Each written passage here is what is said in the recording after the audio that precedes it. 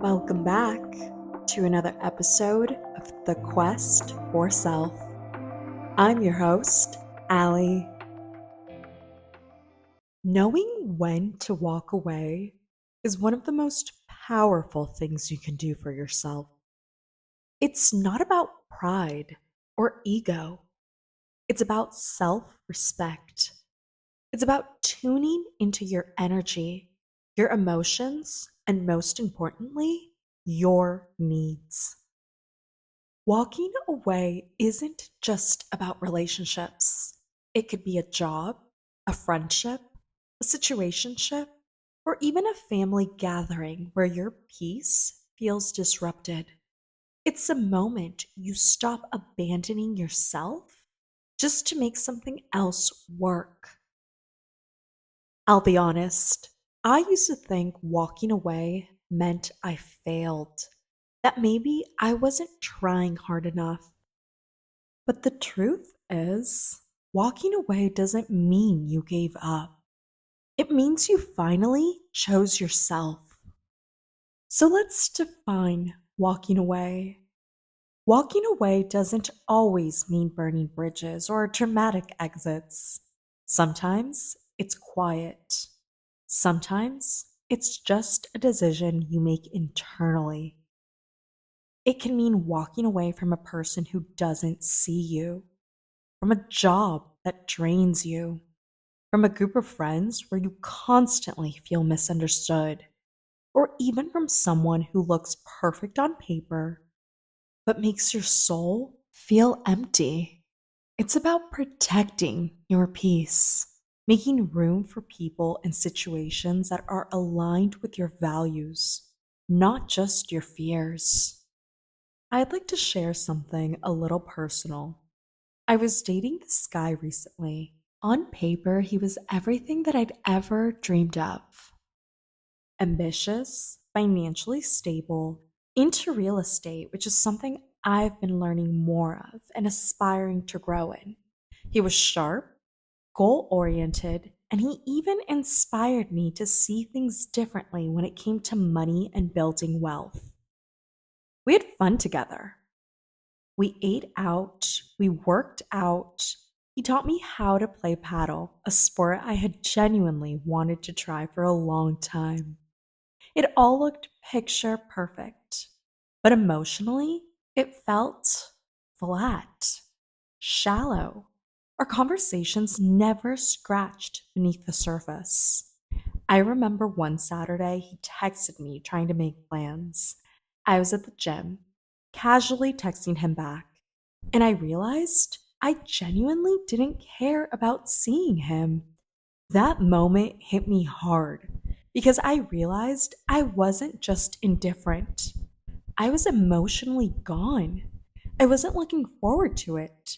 There was no excitement, no spark. And when I ended up making other plans that didn't involve him, I got myself smiling. Not because the new plans were exciting, but because I knew I wouldn't have to spend that evening pretending to enjoy time with someone who didn't light me up inside. Even during the good moments, I felt this strange emptiness.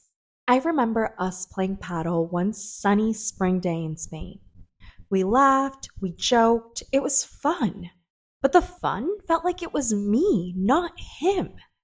Afterward, as we walked out of the courts, he put his arm around me. And in that moment, with the sun shining down and people laughing around us, I felt cold.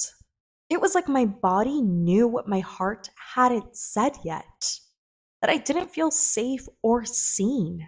That I felt alone even while someone's arm was around me. That I was playing a role when what I craved was real connection.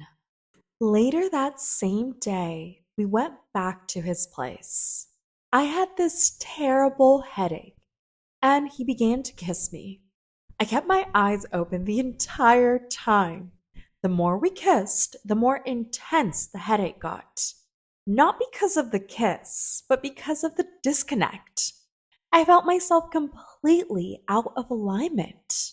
I wasn't there emotionally, mentally, spiritually, and my body was trying to scream that at me.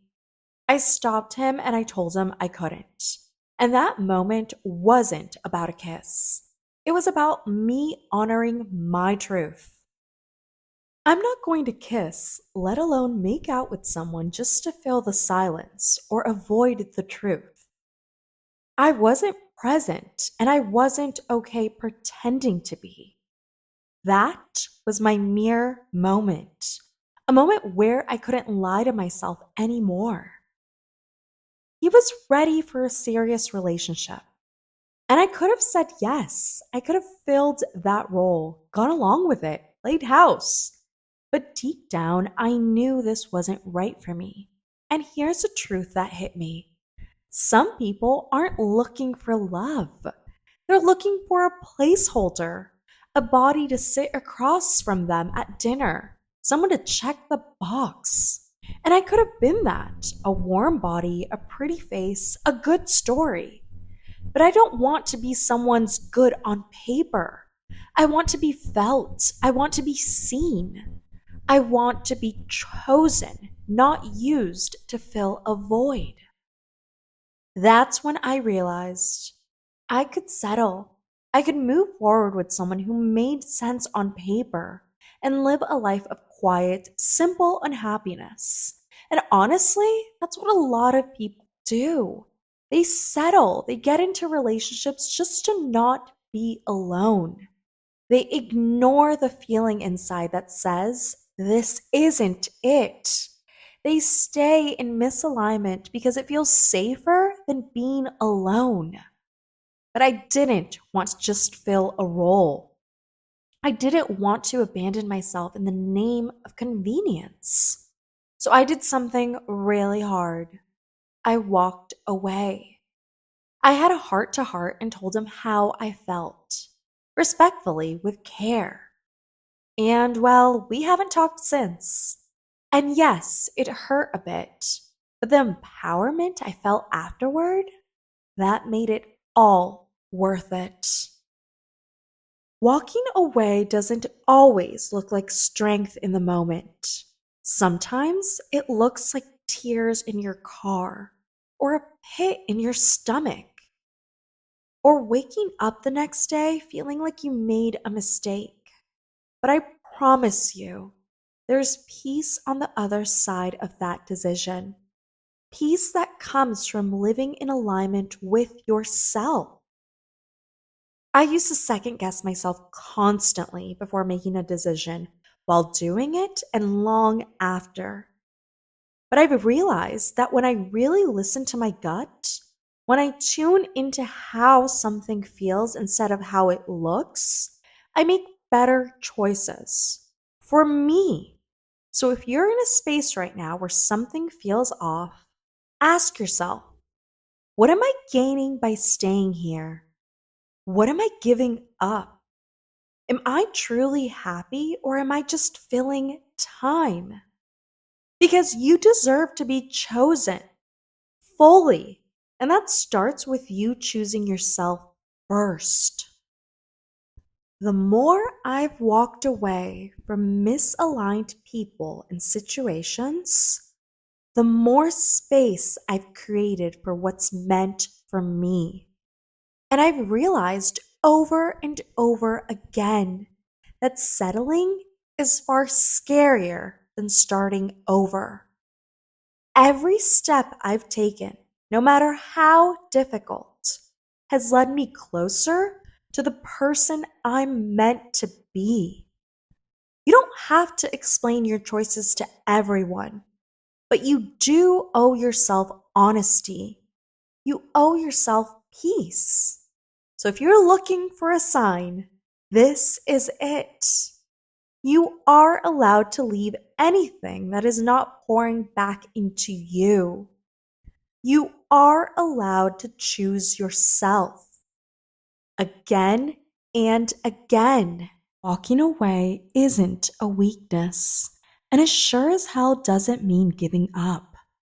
It's wisdom, it's clarity, it's power. And remember this: every step you take leads you to a better version of yourself. So walk away if you need to. You'll be walking towards something so much better. Thanks so much for listening to this episode of The Quest for Self. If you enjoyed listening to this episode, like, follow, subscribe, comment, and share. It would mean the world. Also, don't forget to follow us on social media, The Quest for Self.